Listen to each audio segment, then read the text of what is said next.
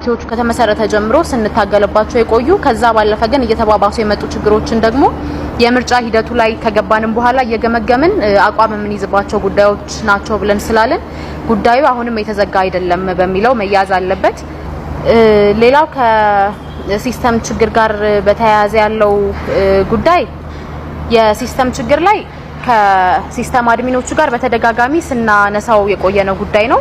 በተደጋጋሚ ስንናገር የቆየነው ነገር ነው። ለምሳሌ እናት ፓርቲ ወደ ቅንጅቱ መቀላቀሉ በፊት የትብብሩ ወይም ደግሞ ትብብሩን የመሰረቱት ወደ 3 የሚሆኑ ፓርቲዎች ያቀረቧቸው እጩዎች ከ1200 በላይ ናቸው። እናት ፓርቲ ለብቻ ያስመዘገባቸው እንዳሉ ታዛቢ ተደርጎ ከዛው ስለዚህ ሲቀናጅ ከዛ ቁጥር ከፍ ያለ መሆን የነበረበትና በሲስተም ላይ የተመዘገቡትም በተለያዩ ችግሮች በሲስተም ችግር ምክንያት ለምሳሌ አንዳንድ አካባቢዎች ላይ ሲስተም ላይ ስንሞላ ምን ይላል ሲስተሙ ሞልቷል እንደሞላና ከዛ እጩ በላይ ማቅረብ እንደማንችል ያሳያል። ነገር ግን የሲስተሙ ችግር ሆኖ ነው እንጂ ወይም ሲስተሙ ኮራፕትድ ስለነበረ እንጂ በትክክልም ሞልቶ አይደለም። ስለዚህ ለምሳሌ እጩዎች እያሉን ለምርጫ ቦርድ በማኑዋል ያስገባናቸው ዝርዝር ላይ የተቀመጡ እጩዎችና ምርጫ ቦርድም የተቀበላቸው እጩዎች እያሉ ሲስተሙ ግን ሞልቷል በማለቱ ምክንያት ሳይሞላ ያላስመዘገብንባቸው አካባቢዎች አሉ ማለት ነው። ስለዚህ እንደው ራፍሊ ቁጥሩን ኢስቲሜት አድርጉ ቢባል ከ250 እስከ 300 የሚሆኑ እጩዎች ሳይመዘገቡ መቅረታቸውን ነው የምናውቀው ማለት ነው። መስፈርት ያሟሉ በእኛ በኩል መሟላት ያለባቸውን ነገሮች አሟልተን ለምርጫ ቦርድ ያስገባናቸው ነገር ግን ቅድም ባልኳቸውና በተለያዩ የሲስተም ችግሮች ምክንያት ያልተሟሉ ያልተመዘገቡ እጩዎቻችን ከ250 እስከ 300 የሚሆኑ አሉ ማለት ነው። ይሄንን ከምርጫ ቦርድ ጋር በየጊዜው ኮሚኒኬት የምናደርገው ነገር ነው። ጊዜው ከማለቁ በፊትም አሁንም እያደረግን ያለነው ነገር ነው። ቅድም በተደጋጋሚ ግን የተነሳው ለሪከርድ ብቻ ነው ወይ የምታረጓቸው ለምሳሌ ሰላማዊ ሰልፍ መጥራት ጋር በተያያዘ የሰላማዊ ሰልፍ ጉዳይ እንግዲህ ሚያዝያ 30 ሰላማዊ ሰልፍ እንደምናደርግ ከትብብሩ አባል ፓርቲዎች አንዱ ተናግሮ ነበረ።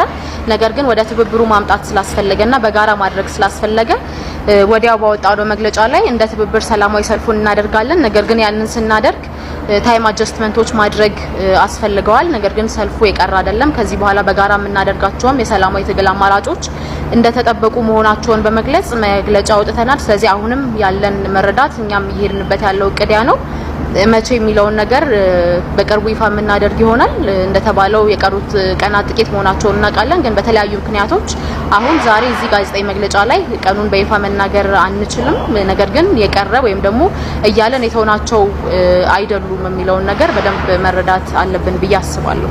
ከምርጫ ትወጣላችሁ አትወጡም የሚለው ሁኔታዎች፣ ሂደቶች አጠቃላይ አገሪቱ ያለችበት ወቅታዊና ተጨባጭ ሁኔታ ገበርን የሚያደርጉት እንጂ አንድ የፖለቲካ ኃይል ዝም ብሎ በፈለገው ሰዓት መግባት መውጣት እንደማይችል ይታወቃል። ትግላችን እየለካን በትግሉ ሂደት ውስጥ ልናስመዘግበው ልናገኘው የምንችለውን የፖለቲካ ጌይንና ትርፍ ፕላስ ቱ ዛት አገር እኛ በምናደርገው የሰላማዊ ትግል በመግባት በመውጣት አገር ምን ትጠቀማለች፣ ምን ታገኛለች፣ ህዝባችን ምን ያገኛል የሚለውን በየጊዜው እየገመገምን ፕሪ ካልኩሌትድ እያደረግን የሚሄድ እንጂ በአንድ ጊዜ የሆነ ሰዓት ላይ እንወጣለን ወይም እንገባለን ስላል የሚሆን ነገር እንደሌለ እንዲታወቅልን እንፈልጋለን። ጥያቄያችን ሰላማዊ ሰልፍን በተመለከተ ይታወቃል፣ ተጠርቶ ነበር። ነገር ግን አሁንም በድጋሚ መናገር የምንችለው ሰላማዊ ሰልፉ አልቀረም፣ እናደርገዋለን። መቼ እናደርገዋለን? የቅንጅታችን ውሳኔ ነው የሚሆነው።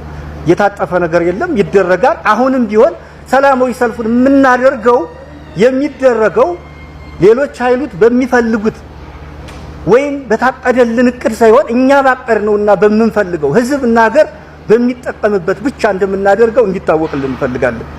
ሰላማዊ ትግል አንዱ የሰላማዊ ትግል መንገድ ነው። ሰላማዊ ሰልፍ ማድረግ፣ ህዝባዊ ስብሰባ ማድረግ፣ የጎዳና ላይ ቅስቀሳ ማድረግና የመሳሰሉ ብዙ አይነት የሰላማዊ ትግል መገለጫዎች አሉና ሰላማዊ ሰልፉ ይደረጋል። የሚደረገው አሁንም ቢሆን ህዝብንና ሀገርን ትርፍና ጥቅሙን ገምተን ካልኩሌት አድርገን እንጂ ትላንት ስላልተባለ የሚቀር ነገር እንደሌለ ህዝባችን እንዲያውቅልን እንፈልጋለን።